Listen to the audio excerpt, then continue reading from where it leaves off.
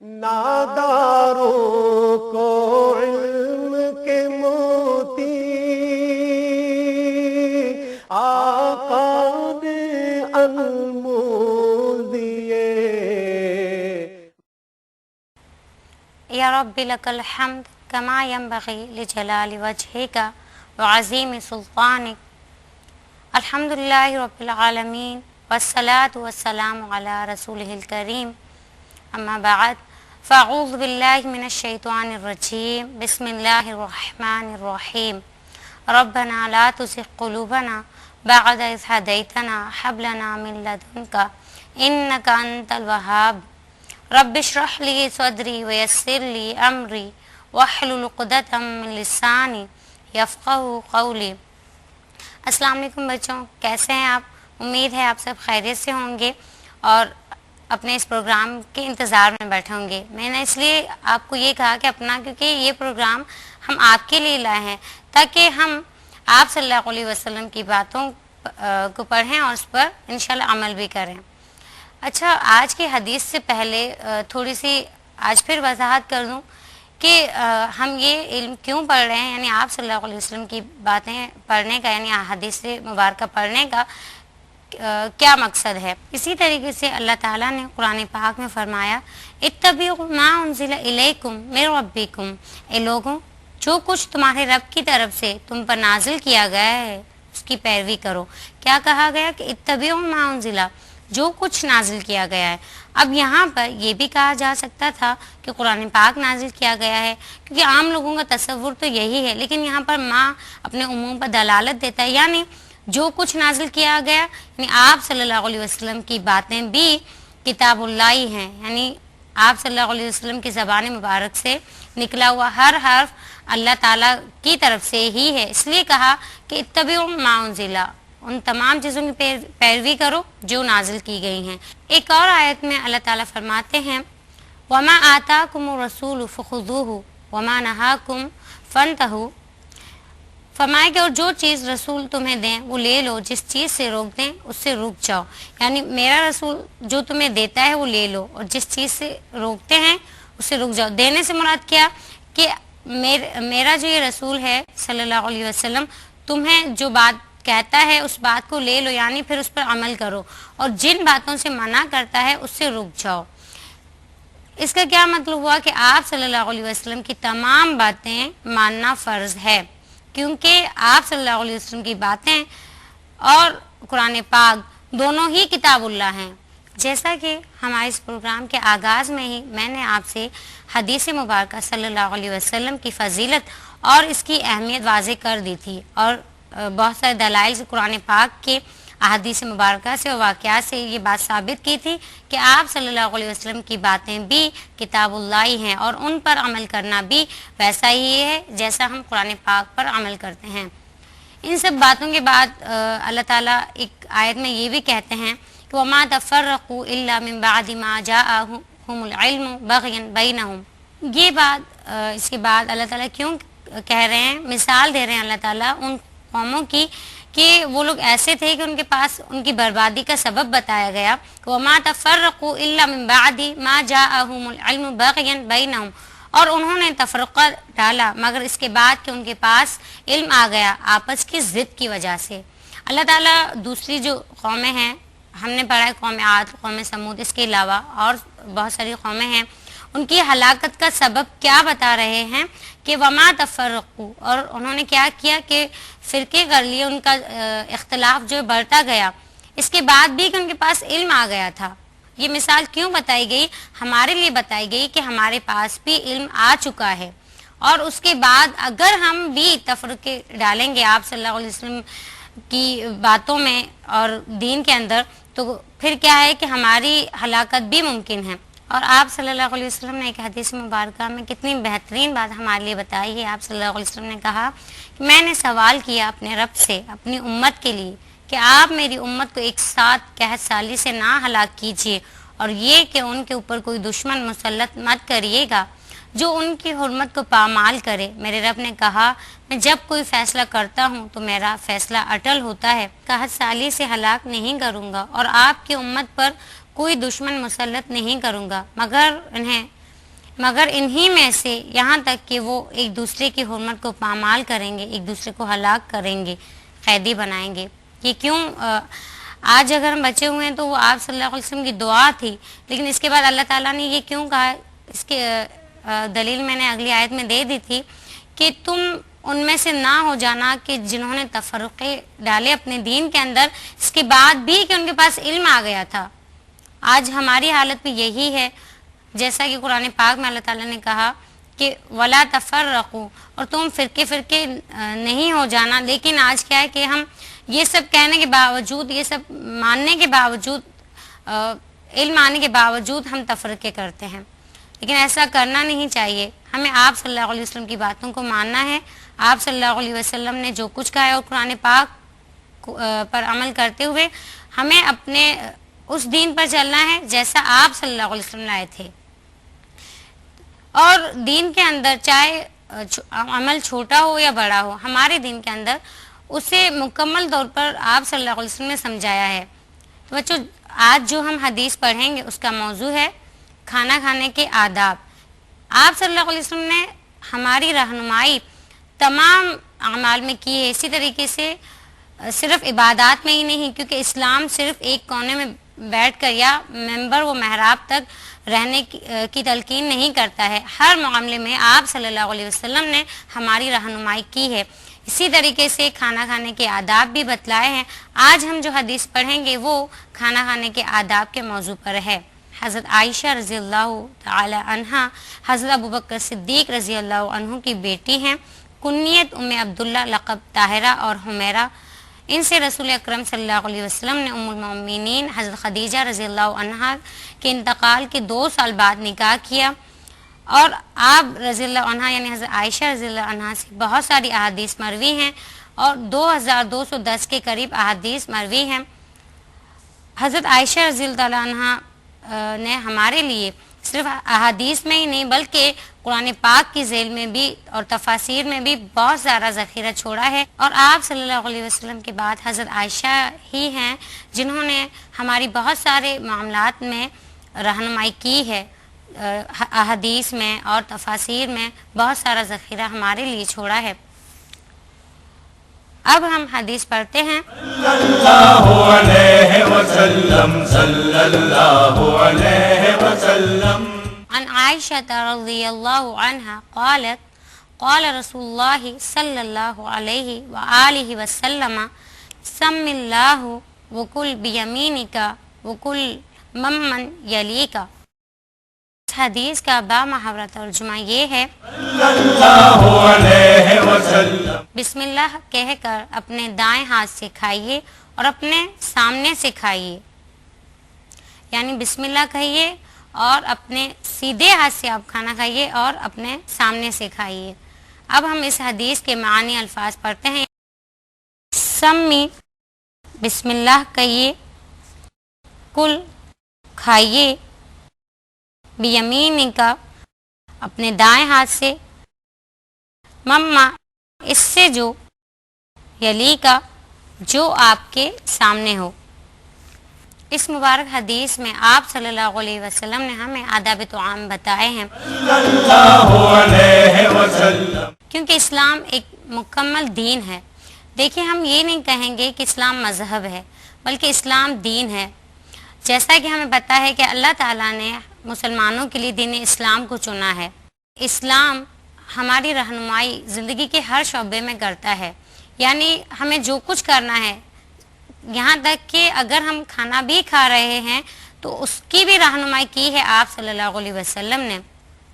عمل چھوٹا ہو یا بڑا، اس کے اندر اسلامی تہذیب کی روح کو پیدا ہونا چاہیے۔ یعنی اگر میں کوئی چھوٹا سا کام بھی کر رہی ہوں تو مجھے یہ سوچنا ہے کہ اللہ کے نبی صلی اللہ علیہ وسلم نے یہ کام کیا ہے یا نہیں، اور اگر کیا ہے تو اس کو کس طرح کیا ہے، مجھے یہ آنا چاہیے۔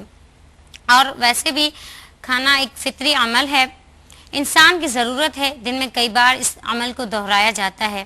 اللہ تعالیٰ نے اس کے بھی آداب سکھائے ہیں۔ اگر اس عمل کو اللہ تعالیٰ کے سکھائے ہوئے آداب کے مطابق کیا جائے تو یہ خالص دنیاوی عمل بھی عبادت بن جاتا ہے، جبکہ یہ ایک دنیاوی عمل لگتا ہے۔ لیکن اگر ہم اللہ تعالیٰ کے نبی صلی اللہ علیہ وسلم کے سکھائے ہوئے طریقے کے مطابق ہم صرف کھانا بھی کھائیں گے، جو کہ ہم دن میں کئی بار یہ عمل دہراتے ہیں، تو اگر ہم آپ صلی اللہ علیہ وسلم کی سنت مبارکہ کو اپناتے ہوئے، آپ صلی اللہ علیہ وسلم کی باتوں کو اپناتے ہوئے کھانا کھائیں گے تو وہ بھی عبادت میں شمار ہو جائے گا۔ ان کے آداب میں سب سے پہلا ادب یہ ہے کہ بسم اللہ پڑھ کر کھائیے، اور آپ صلی اللہ علیہ وسلم نے یہ بھی کہا کہ اگر آپ بسم اللہ پڑھنا بھول جائیں تو جب یاد آئے تو پھر بسم اللہ کہہ لیں، یعنی احادیث مبارکہ میں یہ بھی آیا ہے کہ بسم اللہ اولہ و آخرہ، جیسا کہ ایک واقعہ ہے کہ آپ صلی اللہ علیہ وسلم نے ایک صحابی کو دیکھا، وہ کھانا کھا رہے تھے، لیکن جب آخر میں پہنچے تب انہیں یاد آیا کہ میں نے بسم اللہ نہیں پڑھی تھی۔ جب انہوں نے آخر میں پڑھی تو آپ صلی اللہ علیہ وسلم مسکرانے لگے۔ صحابہ کرام نے جب پوچھا تو آپ صلی اللہ علیہ وسلم نے کہا کہ جب اس نے کھانا شروع کیا تھا تو بسم اللہ نہیں پڑھی تھی اور شیطان اس کے ساتھ کھانے میں شریک ہو گیا تھا۔ جب ہم کھانا کھاتے ہیں اور اللہ پاک کا نام نہیں لیتے تو شیطان شریک ہو جاتا ہے، اس لیے ہمیں کھانا شروع کرنے سے پہلے بسم اللہ پڑھ لینا چاہیے۔ اور دوسرا ادب یہ ہے کہ کھانا سیدھے ہاتھ سے کھائیں، یہ اس لیے کہ جو بھی کام ہم اللہ تعالیٰ کے نام سے نہیں کریں گے اور سیدھے ہاتھ سے نہیں کریں گے، ان سب تمام کاموں میں شیطان ہمارا شریک بن جائے گا۔ اور بچوں کے آپ چاہیں گے کہ شیطان ہمارا شریک ہو؟ نہیں، ہم کبھی نہیں چاہیں گے کہ شیطان ہمارا شریک ہو، بلکہ ہم تو یہ چاہتے ہیں کہ ہماری بیک پر اللہ تعالیٰ ہوں۔ جیسے میں نے آپ سے کہا تھا کہ کوئی جب ہمیں یہ کہتا ہے، کوئی مشکل کام ہم کر رہے ہوں اور کوئی یہ کہتا ہے کہ آئی ایم ود یو، تو کتنی آپ کے اگر فادر یہ کہہ دیتے ہیں آئی ایم ود یو تو ہمیں کتنی پاور مل جاتی ہے۔ اور اگر یہ بات ہم سوچیں کہ اللہ تعالیٰ ہمیں یہ بات کہتے ہیں کہ میں تمہارے ساتھ ہوں، تو پھر تو زیادہ ہی مزہ آئے گا کام کرنے میں، دنیا بھی ہماری سدھر جائے گی اور آخرت بھی۔ اس لیے یہاں پر یہ کہا گیا کہ آپ سیدھے ہاتھ سے کام کیجئے، کیونکہ شیطان کے بارے میں یہ کہا جاتا ہے کہ وہ ہر کام الٹے ہاتھ سے کرتا ہے، تو اس لیے ہمیں اس کی مخالفت کرنی ہے، سیدھے ہاتھ سے کھانا کھانا ہے، اور جو بھی کام ہمیں کرنا ہے سیدھے ہاتھ سے کرنا ہے۔ اور تیسرا ادب اپنے سامنے سے کھائیے۔ اور بچوں یہ بات میں آپ سے ضرور کہوں گی کہ اس بات کا خاص خیال رکھیں کہ بہت سارے لوگ شکایت کرتے ہیں کہ بچے اپنے سامنے سے نہیں کھاتے ہیں، تو آپ ان کو دکھا دیجئے کہ ہم آپ صلی اللہ علیہ وسلم کی باتوں پر عمل کرتے ہیں اور ہم اپنے سامنے سے ہی کھاتے ہیں، سیدھے ہاتھ سے کھاتے ہیں، اور ہم بسم اللہ بھی پڑھتے ہیں۔ کھانا سامنے سے کھانے کے لیے اس لیے کہا گیا کہ اکثر اس بات کو معیوب سمجھا جاتا ہے کہ ہم برتن میں یہاں وہاں ہاتھ گھمائیں، اور ایک حدیث میں یہ بھی کہا گیا ہے کہ برکت جو ہے بیچ میں ہوتی ہے، اس لیے ہمیں آرام سے جب ہم سب کے ساتھ کھانا کھا رہے ہیں تو بھی، اور اگر اکیلے کھا رہے ہیں تو بھی ہمیں اپنے سامنے سے کھانا چاہیے۔ اور ہمیں ان عظیم جو آداب ہیں ان کا خیال رکھنا چاہیے۔ ایک تو وہ کھانا کھانا ہماری دنیاوی ضرورت بھی ہو جائے گا، دوسری بات کہ دینی لحاظ سے بھی اللہ تعالیٰ راضی ہوں گے اور وہ عبادت میں شمار ہو جائے گا۔ حضور صلی اللہ علیہ وسلم کبھی بھی ٹیک لگا کر کھانا تناول نہ فرماتے۔ آپ صلی اللہ علیہ وسلم فرماتے تھے، میں بندہ ہوں اور بندوں کی مانند بیٹھتا ہوں اور ایسے ہی کھاتا ہوں جیسے بندے کھاتے ہیں۔ اور حضور صلی اللہ علیہ وسلم کی نشست اس قسم کی تھی گویا گھٹنوں کے بل ابھی کھڑے ہو جائیں گے، یعنی اکڑوں بیٹھ کر۔ اسی طریقے سے ابن قیم فرماتے ہیں کہ حضور صلی اللہ علیہ وسلم تواضع و ادب کی خاطر بائیں قدم کے اندر کی جانب کو دائیں قدم کی پشت پر رکھتے تھے۔ حضور صلی اللہ علیہ وسلم کھانے میں کبھی عیب نہ نکالتے تھے، اگر چاہا تو کھا لیا اور اگر پسند نہیں آیا تو چھوڑ دیا، یعنی آپ صلی اللہ علیہ وسلم کبھی یہ نہیں کہتے تھے کہ نمک زیادہ ہے یا کم ہے، بلکہ اگر آپ صلی اللہ علیہ وسلم کو کھانا پسند آتا تو کھا لیتے اور اگر پسند نہیں آتا تو آپ صلی اللہ علیہ وسلم چھوڑ دیتے تھے۔ یعنی کبھی اپنی زبان مبارک سے آپ صلی اللہ علیہ وسلم یہ نہیں کہتے تھے کہ کھانا اچھا نہیں۔ اور اس سے دیکھیے کہ پکانے والی کی بھی حوصلہ افزائی ہوتی ہے، چاہے اس نے کیسا بھی پکایا ہے۔ اور آپ صلی اللہ علیہ وسلم کی مبارک عادت بھی یہ تھی کہ آپ صلی اللہ علیہ وسلم نے کبھی بھی کھانے میں سے عیب نہیں نکالا، اور کیا کیا کہ اگر کھانا اچھا نہیں لگا، وہ باسی ہے، اس میں نمک زیادہ ہے، تو اسے چھوڑ دیا۔ اور ایک بات، آپ صلی اللہ علیہ وسلم کبھی بھی کھانے کی چیز کو سونگا نہیں کرتے تھے، اور آپ صلی اللہ علیہ وسلم فرمایا کرتے تھے کہ اپنے سامنے سے کھاؤ۔ اسی طریقے سے آپ صلی اللہ علیہ وسلم کے سامنے اگر اس طرح کھانا آتا کہ چوٹی تک ہوتا تو آپ صلی اللہ علیہ وسلم آغاز چوٹی سے کرتے، اور آپ صلی اللہ علیہ وسلم یہ کہتے کہ چوٹی میں برکت ہوتی ہے۔ اور حضرت قعب بن مالک فرماتے ہیں کہ حضور صلی اللہ علیہ وسلم کی عادت شریفہ 3 انگلیوں سے کھانے کی تھی، اور آپ صلی اللہ علیہ وسلم جب کھانا کھاتے تو انگلیوں کو کھانے کے اندر پورا نہیں ڈالتے تھے، یعنی یہ جو جڑیں ہیں انگلیوں کی اتنا آپ صلی اللہ علیہ وسلم کھانے کے اندر نہیں ڈالتے تھے، بلکہ نارمل انداز میں، یعنی جڑیں جو ہیں وہ خراب نہیں ہوتی تھیں۔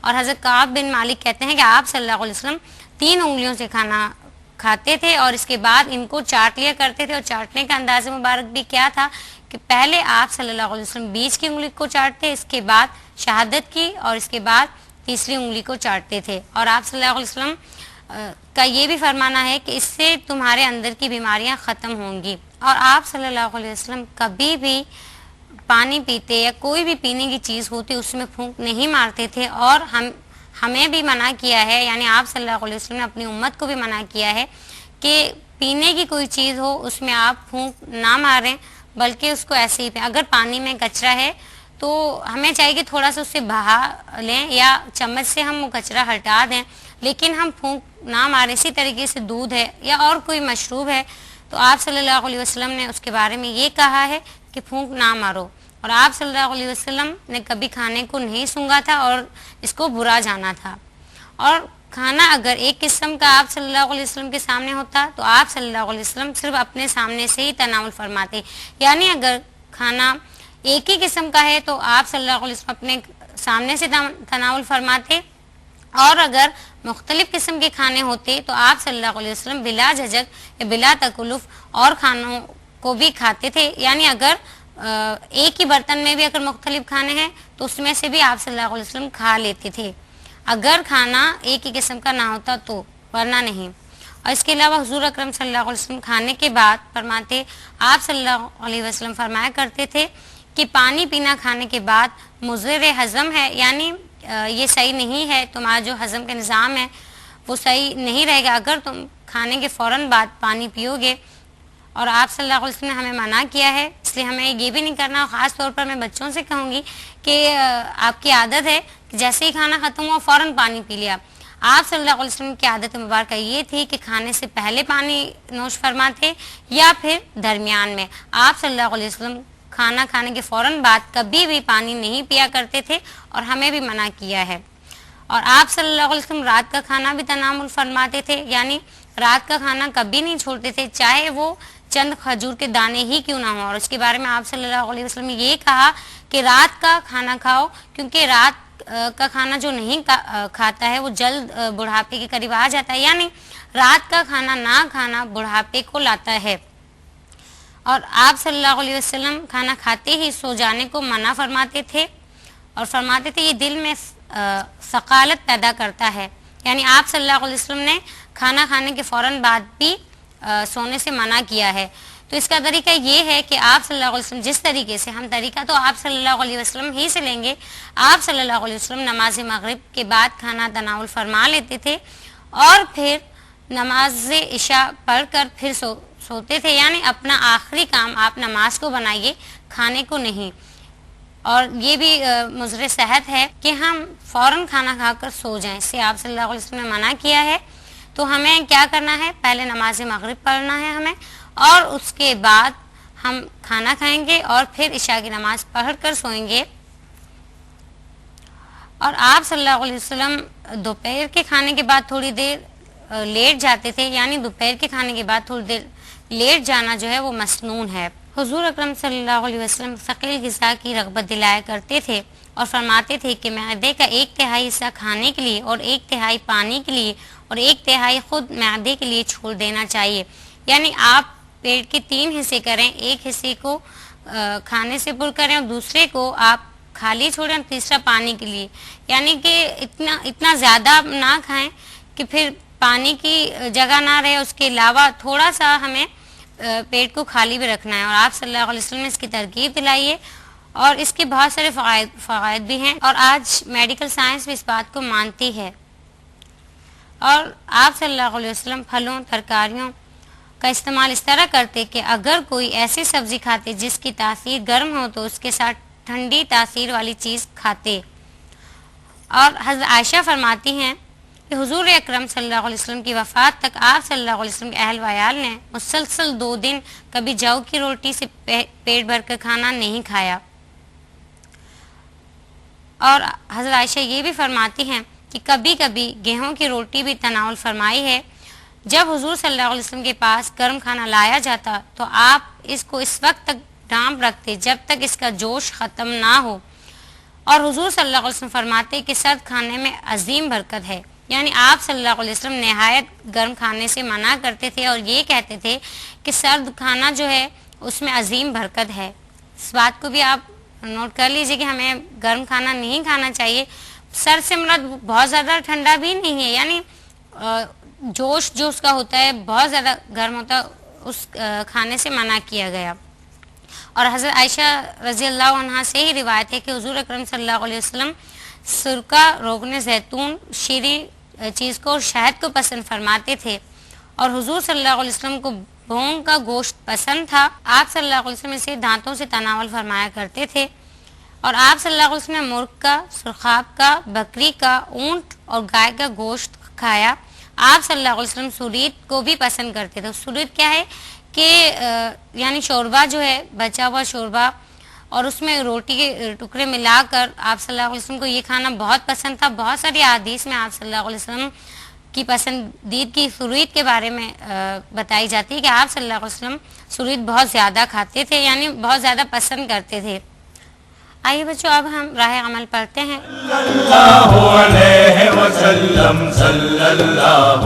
نمبر 1، کھانا کھانے سے پہلے بسم اللہ پڑھیے. نمبر 2، کھانا کھاتے وقت اپنے دائیں ہاتھ سے کھائیے. نمبر 3، کھانا کھاتے وقت اپنے سامنے سے کھائیے. نمبر 4، اسلام ہر چھوٹی سے چھوٹی اور بڑی سے بڑی بات میں ہماری رہنمائی کرتا ہے. نمبر 5، شیطان کے ہر عمل سے بچنے کی کوشش کیجیے. نمبر 6، ہمیں اپنے ہر چھوٹے اور بڑے عمل میں اسلامی تہذیب کو اجاگر کرنا چاہیے. نمبر 7، اگر بسم اللہ پڑھنا بھول جائیں تو جب بھی یاد آئے اس وقت پڑھ لینی چاہیے. یقیناً بچوں آپ نے اس حدیث کو سنا ہوگا اور اس پر ضرور عمل کریں گے. یعنی آج جو ہم نے کھانا کھانے کے آداب پڑھے ہیں اس پر آپ ضرور عمل کیجیے گا، کیونکہ دیکھیے ویسے تو ہماری دنیاوی ضرورت بھی ہے لیکن دینی لحاظ سے ہمیں عبادت کا ثواب بھی مل جائے گا. اور ہم میں سے کوئی یہ نہیں چاہے گا کہ ہم اتنا بڑا اجر و ثواب کا جو کام ہے اسے ہم ضائع کر دیں. اس لیے ہمیں کھانا بھی کھانا ہے تو آپ صلی اللہ علیہ وسلم کے سنت کے مطابق ہی کھانا ہے. اور فیڈ بیک کے لیے ہمارا ای میل ایڈریس جو ابھی اسکرین پر آپ دیکھ رہے ہیں اسے نوٹ کر لیجئے اور اپنا فیڈ بیک ہمیں بھیجیے. اس کے ساتھ ہی مجھے اجازت دیجیے. اللہ حافظ. السلام علیکم ورحمۃ اللہ وبرکاتہ. اس پروگرام کی سی ڈیز اور ڈی وی ڈیز کے لیے درج ذیل پتے پر اپنے آرڈرز بذریعہ خط یا ای میل بک کرائیں. Incharge QTV D120 site Karachi Pakistan. Email address qcampus@arydigital.tv. ناداروں کو علم کے موتی آقا نے انمول دیے.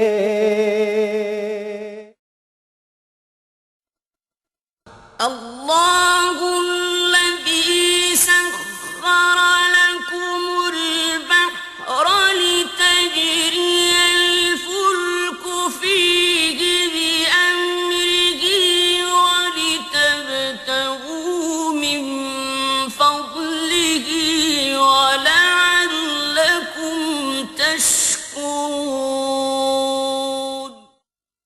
اللہ وہ ہستی ہے جس نے تمہارے لیے سمندر مسخر کر دیے تاکہ اس میں جہاز چلیں اس کے حکم سے اور تاکہ تم اس کا فضل تلاش کرو اور تاکہ تم اس کا شکر ادا کرو.